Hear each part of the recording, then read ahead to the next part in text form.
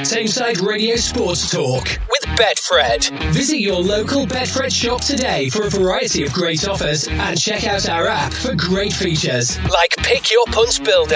Whenever you bet, Betfred. 18 plus, begambleaware.org. Well, hello and welcome. This is Sports Talk with me, Lewis Connell, and I'm joined by Alan from Betfred, who's kindly deputised in the absence of Peter Spencer. How are you, Alan? Hello, Lewis. Nice to speak to you. Yes, I'm very well, thanks. And a very warm hello to all your listeners. There's only one place to start, really. The Women's World Cup in Australia and New Zealand started yesterday.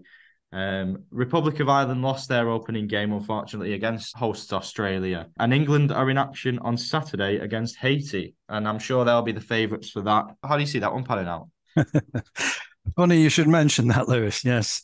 What do you think the price is for England to beat Haiti? 90 minutes, of course, on Saturday in Brisbane. What do you think the price is? I'd go for England to win. Yeah. I'd say that they're odds on, definitely.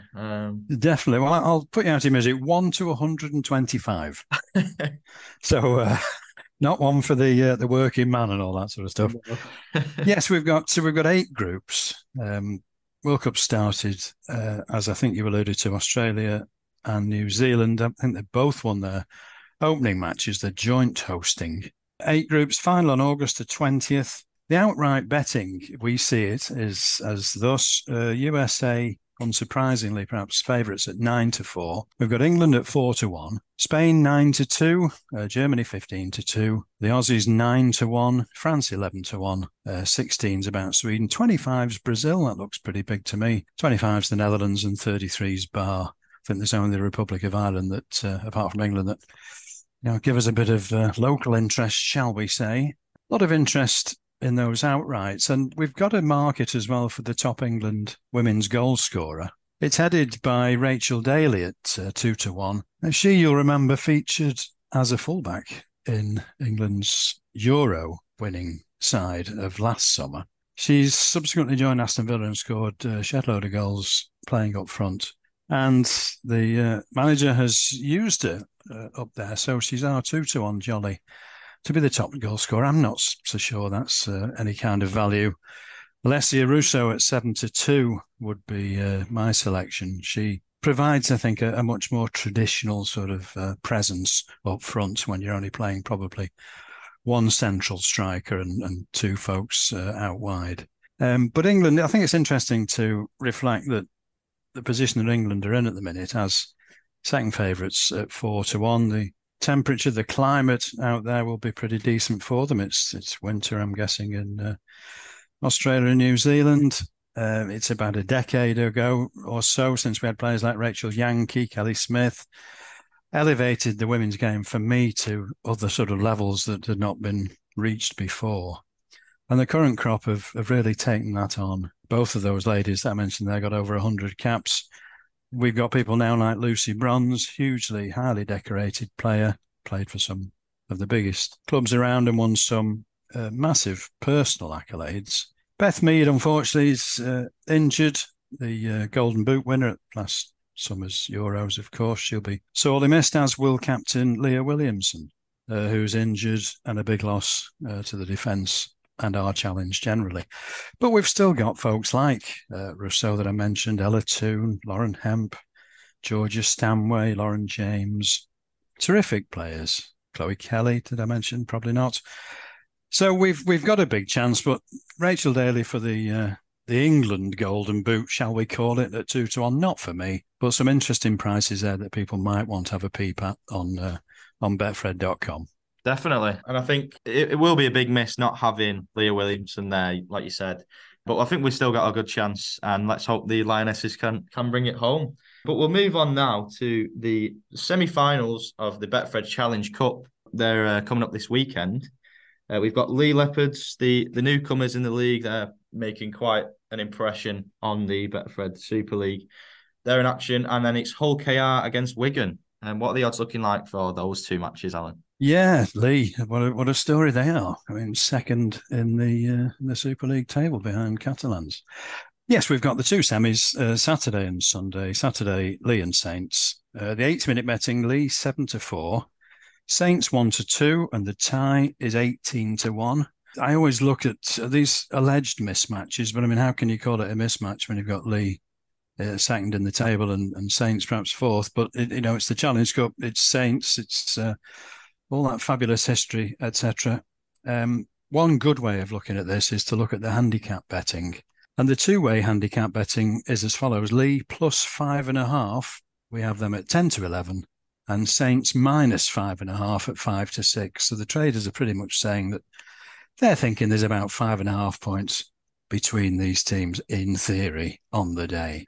So if you want a bit more of an even money-ish shade odds on betting experience, particularly if you fancy Saints, rather than taking the 1 to 2 about an outright win, get a slightly better price if you think Saints are good enough to win by 5.5 or more, 6 effectively or more. And we go on to Sunday to the second match, and we've got Hull KR and Wigan.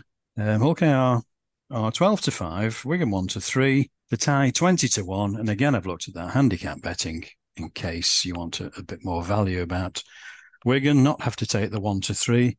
You have to factor in the fact that they have to win by 8 or more, because the two-way betting is Hull plus 7.5, 10 to 11, Wigan minus 7.5, 5 to 6.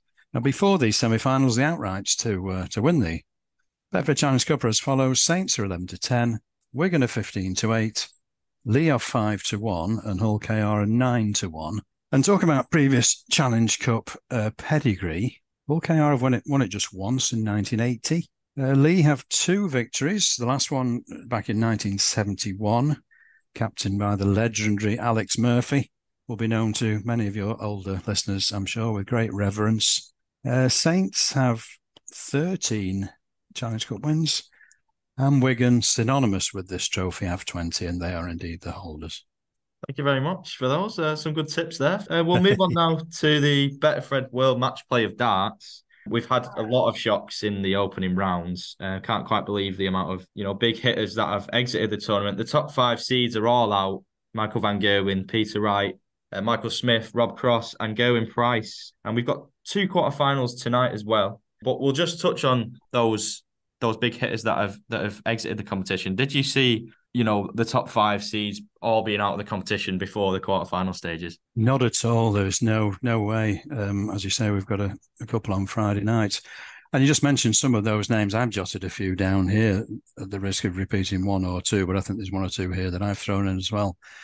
James Wade, Rob Cross, MVG, Michael Smith, Gerwin Price, Peter Wright, Dimitri van den Berg, Gary Anderson. They're all gone. It's phenomenal, really. And Michael van Gerwen, I think, went on, a couple of days in. Amazing. Now, we've got these 2 quarters on Friday. Ryan Searle at 13 to 10 plays Johnny Clayton, 8 to 13. And then Damon Hayter plays 6 to 4. His price plays Luke Humphreys, 8 to 15. I think I'm right in saying that this quarter stage, the first of 16 legs, particular format for the World Match Play, a legs-based affair. First of 16 with a couple of legs clear water, and I think at something like 19, it's sudden death. But yeah, it's amazing. I have some colleagues in the promotional side who go to all these big events, and Blackpool is always one of their very favourites. Last year, I remember the temperatures were ridiculous, and they were wandering around in vests most of the time trying to survive. It won't quite be that warm this time, I suspect, although who knows how it might be over the weekend. But it's one of our favourites. We've been sponsoring quite a few bits and bobs in recent weeks, some big events, Royal Ascot, Official Bookmaker, etc. We've had the Betfred Derby, we've had the Masters Golf at the Belfry, and this huge event. Big news for Betfred, and very, very enjoyable for the staff to get involved in. And I'd like to think that all the folks that come have a wonderful time too. I'm sure they will. It is one of the best tournaments around in the world of darts, as you say there. But we'll move on to a bit of transfer news to finish. What have you got for us in terms of transfer news, Alan? Well, we always feature, if we possibly can, on the website, betfred.com, latest transfer speculation, news, player specials, etc. And they tend to be up and gone in about 5 minutes because the rumour mill is such that, a rumour happens and half an hour later it's fact.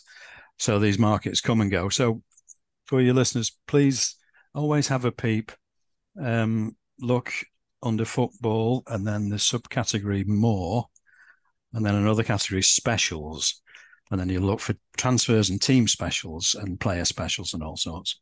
Lots of interest there. Now, we understand that Riyad Mahrez is pretty much going to the Saudi Pro League. Jordan Henderson's similar to Al Ettifaq, joining Steven Gerrard, who is the new coach. Arsenal, of course, have already signed Declan Rice, one of the biggest moves of the summer. Manchester City were reportedly interested, but withdrew for whatever reason. I think they thought the price had become a little bit more than they wanted to pay, and they have a bit of form for behaving in that sort of way. Talking about City, quite a few players rumoured to be leaving. Kyle Walker, Aymeric Laporte, Bernardo Silva, Willy Wonti, for 3 years running now or thereabouts. Very intriguing. If Mahrez goes, that's sort of unfortunate. I think he feels a little slighted that Pep didn't pick him for either the FA Cup final or the Champions League final, which is unfortunate. I think Kyle Walker perhaps feels similar about the Champions League, but we'll see. United, Johnny Evans is back briefly for this pre-season, but maybe longer. Who knows? He's obviously been doing a very good job at Leicester. Could well do similar for United. Who knows? Harry Maguire, his future's very uncertain. United signed Mason Mount, which I think will be a very good acquisition for them personally. A player with terrific pedigree, international class. Lost his way a little bit at Chelsea, but I think quite a few players certainly have. Mateo Kovacic has gone to City. I suspect that'll be reasonably successful. He's, again, a very experienced player. Andre Onana is arriving at Old Trafford. We understand the Inter keeper who featured against City in that Champions League final. Van de Beek is staying or going, another massive saga. And Harvey Barnes, we think, is probably going to Newcastle, from Leicester. I think he's a really nice player. Very promising guy, and I'm sure he'll do well up in the northeast. Thank you very much for those, Alan. Some really good transfer rumours there. We'll have to wait and see how those pan out across the next couple of days and weeks. But thank you very much for joining us. It's been a pleasure. It's a pleasure, Lewis. Thanks very much. Tameside Radio Sports Talk with Betfred. Visit your local Betfred shop today for a variety of great offers and check out our app for great features like Pick Your Punt Builder. Whenever you bet, Betfred. 18+, begambleaware.org.